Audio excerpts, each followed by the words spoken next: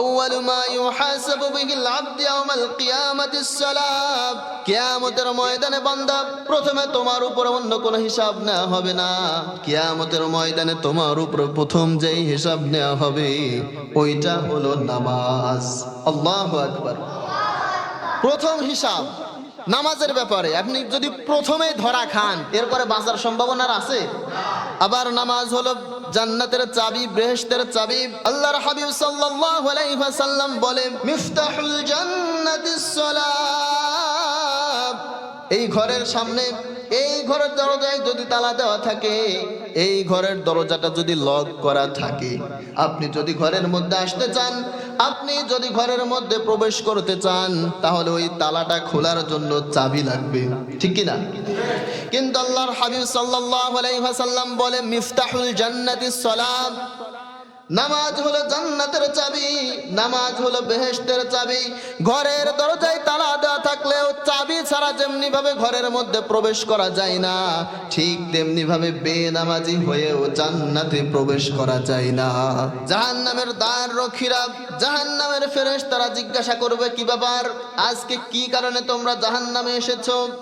মা সালাকাকুম ফি সাকার, কেন তোমরা এই জাহান্নামের মধ্যে আসলে? তারা তখন বলবে, ক্বালু লাম নাকু মিনাল মুসাল্লিন।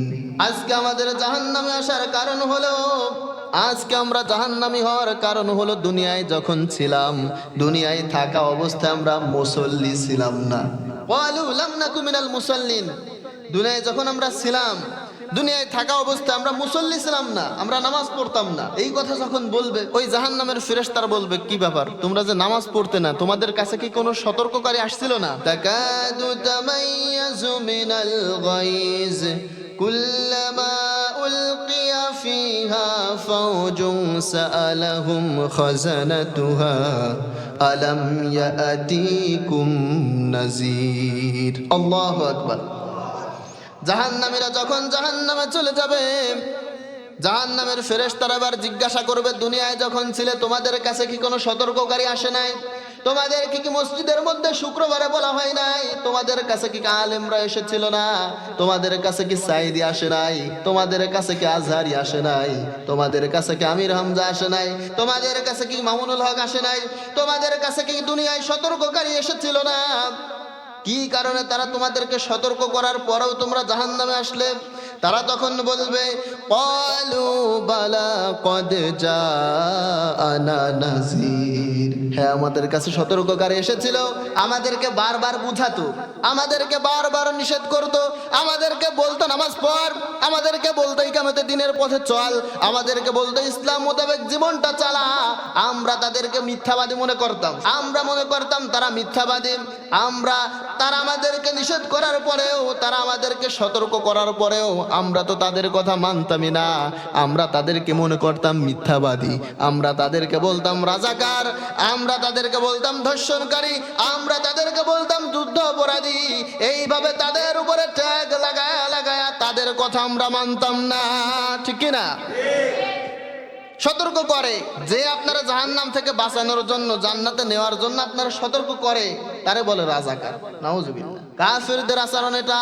আল্লাহর হাবিব সাল্লাল্লাহু আলাইহি ওয়াসাল্লাম তিনিও যখন তিনিও যখন মুশরিকদের কাছে, তিনিও যখন কাফিরদের কাছে এই কোরআনের দাওয়াত নিয়ে যেত, এই কোরআনের দাওয়াত তো তারা গ্রহণ করতোই না, অথচ আল্লাহর হাবিবকে বলতো মিথ্যাবাদী, আল্লাহর হাবিবকে বলতো জাদুকর, আল্লাহর হাবিবকে বলতো কবি, গালি দিত আর কি। এগুলা তৎকালীন সময় আল্লাহর হাবিবের উপরে কুচ্ছারটা গালি দিত। ঠিক তেমনি ভাবে দেখবেন এখনো যারা এ কোরআনের দাওয়াত দেয়, এ কোরআনের প্রচার করে, তাদেরকেও গালি দেয়। তখন গালি ছিল কবি মিথ্যাবাদী, গণক, আর বর্তমান গালি হয়েছে রাজাকার, ধর্ষণকারী, যুদ্ধ অপরাধী। বুঝেন নাই? গালির ভাষণ চেঞ্জ হয়েছে, কিন্তু গালি আছেই। এ কোরআনের ব্যাখ্যা বিশ্লেষণ যারা করে তাদেরকে বলতেছে রাজাকার। ইদানিং দেখা যায় যে যুদ্ধের সময় তার 20 বছর পরে জন্ম হয়েছে, তারও বলতেছে রাজাকার। আচ্ছা, যুদ্ধের পরে যে হয়েছে তা বলতেছে যে আমার একদিন বলছে, আমি বললাম আমার তো যে বয়স, এটা দেখে আপনারা রাজাকার মনে হয়, তো বলতেছে তুমি হলো চেতনায় রাজাকার। কথা কি বুঝেন? তো তো কিয়ামতের ময়দানে ফেরেশতারা বলবে তোমাদের কাছে কি সতর্ককারী এসেছিল না, তোমাদেরকে কি নিষেধ করেছিল না, তোমাদেরকে কি ইসলামের পথে চলতে বলেছিল না, তোমাদেরকে কি নামাজ পড়ার কথা বলে নাই? তারা বলবে হ্যাঁ বলেছিল। ক্বালু বালা, হ্যাঁ বলেছিল। ক্বাদ জাআনা নাযীর, আমাদের কাছে সতর্ককারী এসেছিল। ফাকাযযাবনা ওয়া কুলনা মা নাযালাল্লাহু মিন শাই, আমাদেরকে সতর্ক যারা করেছিল আমরা তাদেরকে ফাকাযযাবনা, মিথ্যাবাদী বলতাম। তো যে কথা আমরা বলছিলাম যে ইসলামী রাষ্ট্রের কোনো খলিফা যখন দায়িত্ব পায়, যদি কেউ সরকার হয় আর যদি সে মুসলমান হয়, তাহলে প্রথমে প্রতিষ্ঠা করবে কি? ওয়াকামুসসালাহ, নামাজ প্রতিষ্ঠা করবে। কি করবে? নামাজ প্রতিষ্ঠা করবে। নামাজ যে কথা বলছি আমরা, নামাজ হচ্ছে ইসলামের সবচেয়ে মৌলিক ইবাদত। ঈমান আনার পরে নামাজের চেয়ে বড় কোনো ইবাদত আর আছে? আওয়াজ দেন, আছে? আমরা সবাই কার গোলাম? কিভাবে আল্লাহর গোলামের পরিচয় পাওয়া যায়? আপনি যে আল্লাহর গোলাম, এই পরিচয়টা কিভাবে আপনি পাবেন? এই পরিচয় পাওয়ার জন্য, আপনি যে আল্লাহর গোলাম এই প্রমাণ দেওয়ার জন্য নামাজের চেয়ে বড় কোনো ইবাদত আর নাই। আমরা সবাই গোলাম কার? আল্লাহ তাআলা বললেন ওয়াকুমু লিল্লাহি কানিতিন, বান্দা বিনয়ের সঙ্গে নামাজে দাঁড়িয়ে যাও। বান্দা যখন বিনয়ের সঙ্গে নামাজে দাঁড়ায়, নামাজের মধ্যে বান্দা যখন প্রথমে হাত উঠায়, মনে হয় যেন আল্লাহর সামনে সে নিজেকে সারেন্ডার করে দাঁড়িয়ে যাচ্ছে। গোলামের সবচেয়ে বড় পরিচয়, দুনিয়ায় আপনি দেখবেন যে রাজা আছে, বাদশাহ আছে, এই বাদশার কর্মচারী আছে, অফিসের বস আছে, এই বসের কর্মচারী আছে, বাড়ির মালিক আছে, মালিকের কর্মচারী আছে, অর্থাৎ শ্রেণী বিন্যাস আছে, বৈষম্য আছে। রাজার প্রজা এক না, মালিকার কর্মচারী এক না, অফিসের বস আর সাধারণ এমপ্লয়ি এক না, অফিসের বস আর কর্মচারী এক না। কিন্তু তারা সবাই যখন নামাজে চলে আসে, এবার আর কোনো ধরনের কোনো বৈষম্য থাকে বাইরে? রাজা প্রজা বৈষম্য আছে না নাই? বাড়ির মালিক আর কর্মচারী বৈষম্য আছে না নাই? বস আর কর্মচারী বৈষম্য আছে না নাই? কিন্তু এবার যখন সে নামাজে আসছে, এবার আর বৈষম্য আছে? কোন শ্রেণী বিন্যাস আছে? এবার আর কোন ধরনের কোন বৈষম্য নাই। এজন্য কবি সম্রাট মহাকবি আল্লামা ইকবাল বলে, এক হি সফ মে खड़े हो गए महमूद आयाज, न कोई बंदा रहा न कोई बंदा नवाज। अल्लाहु আকবার। আল্লামা ইকবাল বলে, সম্রাট মাহমুদ আর তার চাকর আয়াজ যখন নামাজে দাঁড়িয়ে যায়, নামাজের মধ্যে কাঁধের সঙ্গে কাঁধ মিলিয়ে দাঁড়ানোর পরে, নামাজের মধ্যে পাশাপাশি দাঁড়ানোর পরে এখন আর সম্রাট মাহমুদ সম্রাট নাই, আর তার চাকর আয়াজ আর চাকর নাই, দুইজনে এখন আল্লাহর গোলামে পরিগণিত হয়ে গিয়েছে। এবার আর কোন শ্রেণী বিন্যাস না, কোন শ্রেণী বিন্যাস নাই, কোন বৈষম্য নাই। There is no discrimination in salah. সালাতের মধ্যে, নামাজের মধ্যে কোনো বৈষম্য থাকে না। আবার একটা মানুষ তার মেজাজ গরম হতেই পারে, রেগে সে থাকতেই পারে, কিন্তু সে যখন মনোযোগের সাথে নামাজ আদায় করবে, ওয়াকুমু লিল্লাহি কানিতিন, সে যখন বিনয়ের সঙ্গে নামাজ আদায় করবে, এবার সে রাগী অবস্থায় থাকতে পারবে না। ঠিক কিনা? আপনি সারেন্ডার করতেছেন আল্লাহর সামনে, কি করতেছেন? সারেন্ডার করতেছেন। সারেন্ডার করে নামাজে দাঁড়াচ্ছেন, এবার আর আপনি খুব ঔদ্ধত্যপূর্ণ ভাবে দাঁড়াইতে পারবেন? আপনি অন্তরে যদি এটা থাকে যে দাঁড়াইছি কার সামনে? আল্লাহর সামনে। আবার আমাদের মধ্যে তো আর খুশু খুজু নাই। আমাদের মধ্যে কি নাই? নামাজের কোনো খুশু খুজু নাই। আপনি নামাজ পড়তেছেন, দেখা যায় ইমাম সাহেবের তেলাওয়াত যদি বড় হয়, ওই পিছনের কাতার দাঁড়ায় ফ্যান যে করা আছে সব করে গুনে শেষ। আছে না নাই?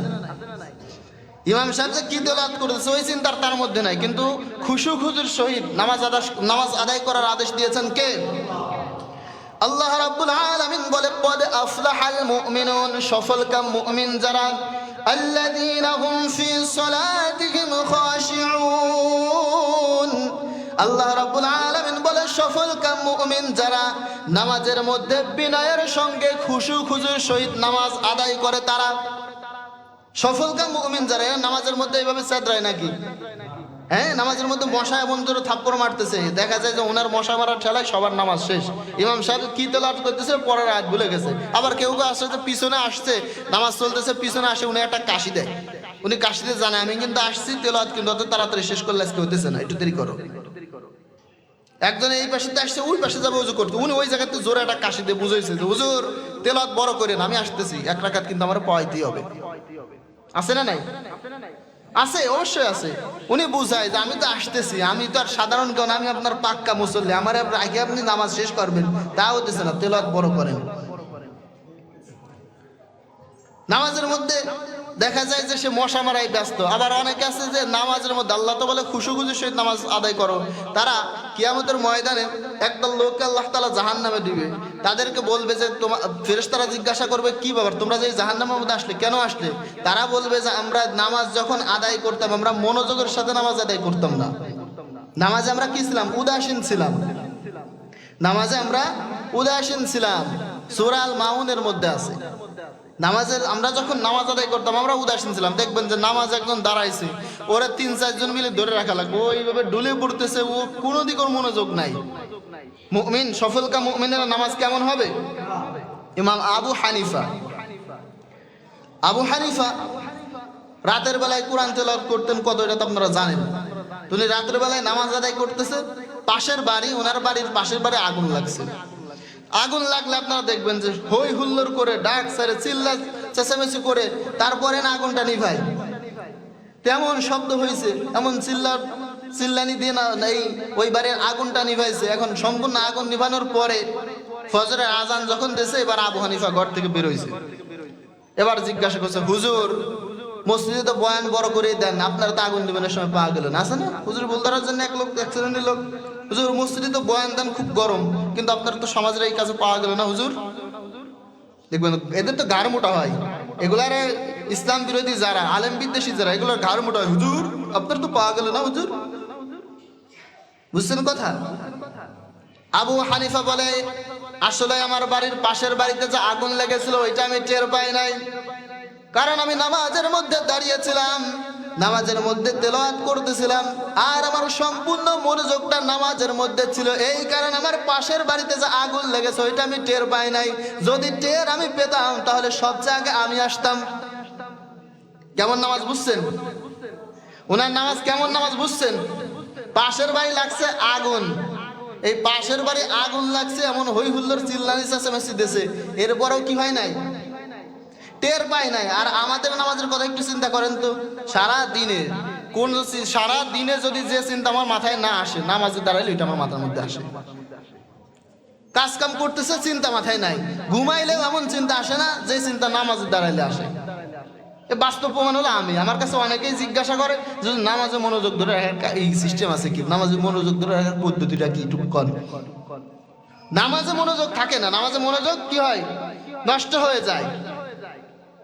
সারাদিনে যেটা মনে না আসে নামাজে দাঁড়াইলে মনোযোগ মাথার মধ্যে সেটা আসে। এক লোক ইমাম সাহেব মসজিদে, ঘটনা বারবার আমি বলে আবার মনে করা দেয় আপনাদের, ইমাম সাহেব আসরের নামাজ পড়াইছে। আসরের নামাজ কয় রাকাত? তো নামাজ পড়ানোর পরে এবার ইমাম সাহেব একটু ডাউট হয়েছে, অনেক সময় আমাদের হয় না, এখানে নামাজ পড়ানো ভুল হয়ে যায়। ভুল করার পরে এবার জিজ্ঞাসা করতেছে, আচ্ছা আসলে নামাজ তো 4 রাকাত, নামাজ 3 রাকাত হলো না 4 রাকাত হলো, এটা তো আমি বুঝতে পারতেছি না, আপনারা কেউ কি বুঝতে পারছেন নামাজ কয় রাকাত হয়েছে? এবার পিছন থেকে যেহেতু লুকমা দেয় না, এবার আর কেউ ভয়তে করতেছে না যে লুকমা তো দিতে হবে ভুল গেলে, আবার ওইভাবে কেউ স্মরণও নাই। অনেক সময় হয় এমন যে নামাজ 5 রাকাত হয়ে গেছে, পিছনের কেউ লুকমা দিতে পারে নাই, 3 রাকাত হয়েছে, পিছনে কেউ লুকমা দিতে পারে না, কেউ কোনো কথা কয় না। পিছন থেকে এক লোক দাঁড়া বলতেছে, হুজুর নামাজ কিন্তু 3 রাকাত হয়েছে, এ ব্যাপারে আমি শিওর। তো হুজুরকে জিজ্ঞাসা হয়েছে কি ব্যাপার, কেউ বলতেই পারতেছে না, ভয়তে কেউ কয় না, আর আপনি মিয়া শিওর হয়ে রয়েছেন যে নামাজ 3 রাকাত হয়েছে, কিভাবে বুঝলেন? তো বলছে, হুজুর বাজার হলো আমার 4টে দোকান, আমি যখন নামাজে দাঁড়াই এই 4 দোকানের হিসাব আমি 4 রাকাত নামাজে কমপ্লিট করে ফেলাই। এখন আজকে যখন আপনার নামাজ শেষ হলো, আমার 3 দোকানের হিসাব হয়েছে, দোকান একটা বাকি, অর্থাৎ নামাজ আপনার 3 রাকাত হয়েছে, 4 রাকাত হয় নাই। কথা কি বুঝেন? কিন্তু সফলকাম মুমিনদের নামাজ কেমন হবে? আল্লাযীনা হুম ফি সালাতিহিম খাশিউন, তারা যখন নামাজে দাঁড়ায় খুশু খুজুর সহিত নামাজ আদায় করে, নামাজের মধ্যে অন্য কোনো চিন্তা মাথায় আসে না। এটার একটা কারণ আছে। এই যে নামাজে আমরা অমনোযোগী, এটার প্রথম নাম্বার কারণ হলো নামাজ আমরা কি কই ওইটা আমরা জানি না। নামাজ আমরা কি বলি ওইটা আমরা কি জানি না। ওইটা যদি আপনি জানতেন যে আপনি কি বলতেছেন, তাহলে ওইটা না আপনার চিন্তায় থাকতো। কাবা শরীফে যখন নামাজ আপনারা ভিডিও দেখেছেন যে ইমাম সাহেব কান্না করতেছে, পিছনের মুসল্লিরাও কান্না করতেছে, কারণ ইমাম সাহেব বুঝতেছে যে কি পড়তেছে, মুসল্লিরাও বুঝতেছে যে সে কি পড়তেছে, তাই না কথা? 50 বছর আমি সিজদা দিছি, কিন্তু সিজদায় যায় আমি কি বলতেছি ওইটা আমি জানি না। তাহলে এই সিজদায় কোনোদিন ওই রকম জানার পরে যে অনুভূতি পাবেন, না জানে ওই অনুভূতি পাবেন? আপনি একটু চিন্তা করেন তো, আপনি সিজদায় যা কি বলতেছেন, আপনি যখন সিজদায় গেছেন, অর্থাৎ আপনি এখন সবচেয়ে নিচে, তাই না? আমি এখন সবচেয়ে নিচে, আমি যখন সিজদায় গেছি, আমি যখন মাথাটা নোয়া দিছি, আমি এখন সবচেয়ে নিচেই। এই সবচেয়ে নিচে থাকে বলতেছি সুবহান রাব্বিয়াল আলা, আমার রব হচ্ছে সবচেয়ে উপরে। সুবহানাল্লাহ বলবেন না? আমি যখন সবচেয়ে নিচে যে বলতেছি সুবহান রাব্বিয়াল আলা, পবিত্রতা সেই রবের যে রব হচ্ছে সবার উপরে। সুবহানাল্লাহ বলবেন না? আবার যখন আপনি হামু দিয়েছেন, আপনি যখন পশুর ন্যায় হয়ে নিচু হয়ে আছেন, মাথাটা নোয়ায় আছেন, এবার আপনি যখন রুকুতে যে বলতেছেন সুবহান রাব্বিয়াল আযীম, প্রশংসা সেই রবের যিনি সুমহান, আজিম অর্থ বড়, সুমহান। আপনি যখন হামু দিয়ে আছেন, আপনি যখন মাথা নিচে করে আছেন, আপনি তখন বলতেছেন প্রশংসা হচ্ছে সবচেয়ে বড় রবের। সুবহানাল্লাহ। এগুলো যখন বুঝবেন, আপনি যখন তেলাওয়াতের সবকিছু বুঝবেন, তেলাওয়াতের মজা যখন পাবেন, তখনই না আপনার নামাজের মধ্যে মনোযোগ থাকবে। দুইজন সাহাবী আল্লাহর হাবিব সাল্লাল্লাহু আলাইহি সাল্লাম কোন এক যুদ্ধ থেকে ফিরছিলেন, এটা বলে শেষ করতেছি। তো যুদ্ধ থেকে ফেরার পরে সম্পূর্ণ কাফেলাটা দেখার জন্য রাতের বেলায় পাহারা দেওয়ার জন্য দুইজন সাহাবাকে নিযুক্ত করলেন যে তোমরা পাহারা দাও, যেন কোনো শত্রুপক্ষ না আসে, আসলে আমাদেরকে ডাক দিয়ে দিবে। হুঁশিয়ারি দেওয়ার জন্য, পাহারা দেওয়ার জন্য সিকিউরিটি হিসাবে দুইজনকে রাখলেন। তো দুইজনে এই দুইজন আবার চিন্তা করছে যে আসলে দুইজন সারা রাত ধরে জায়গায় থাকারছে, তুমি একা পাহারা দাও, কিছুক্ষণ পরে আমার ডাকে দিও, তুমি ঘুমায়, আমি আবার পাহারা দিবারে। তো এই চিন্তা চেতনায় একজন ঘুমায় পড়ছে আর একজন পাহারা দিতেছে। তো সে দেখলেন যে এই সময়টা শুধু এইভাবে নষ্ট না করে নামাজে কাটায় দেয়। সুবহানাল্লাহ। নামাজের মধ্যে দাঁড়ানোর পরে শত্রুপক্ষ একাধারে দাঁড়ায় তেলাওয়াত করতেছে, বুঝতে পারতেছে না এটা মানুষ না গাছ। এইটা বুঝতে না পেরে একটা তীর মেরেছে, তীরটা ওই সাহাবার একটা বাহুর মধ্যে লেগেছে, নামাজ ছেড়ে দেয় নাই। দূর থেকে ওই শত্রুপক্ষ নিশ্চিত হওয়ার জন্য আর একটা তীর নিক্ষেপ করলেন, ওইটাও শরীরে লেগেছে। এবারও নামাজ ছেড়ে দেয় নাই, আর একটা তীর মারছে। তিনটা যখন তীর বিদ্ধ হয়েছে, এবার নামাজ ছেড়ে দিয়ে দ্রুত ওই সাহাবাকে ডেকে তুললেন। ওই সাহাবা উঠে বললেন, কি ব্যাপার, তোমার শরীরে যখন একটা তীর লেগেছিল তখনই না তুমি আমাকে ডাক দিবে, তখনই আমাকে ডেকে দিতে পারতেন। ওই সাহাবা বললেন, নামাজের মধ্যে আজকের তেলাওয়াতে এত পরিমাণ মজা পাচ্ছিলাম, আমি যদি আমার পুরো শরীরটা তীর বিদ্ধ হয়ে যেত, আমি যদি শহীদ হয়ে যেতাম, আল্লাহর হাবিব যদি এই কাফেলায় না থাকতো, আমি তোমাকে ডাক দিতাম না। ওই নামাজ আর আমাদের নামাজ একটু হিসাব করেন তো। মশায় কামড় দিলে আপনি কামান নিয়ে আসেন থাপ্পড় মারার জন্য, আর ওই নামাজের সাথে কম্পেয়ার করা যাবে? তো নামাজ তো ওই রকমই হবে। আপনি যখন নামাজের মধ্যে দাঁড়াবেন, আপনারা জানেন না যে আলী রাদিয়াল্লাহু তাআলা আনহুর পায়ের মধ্যে তীর বিদ্ধ হয়েছে, এটা খুলছিল কখন? সবাই তো জানে।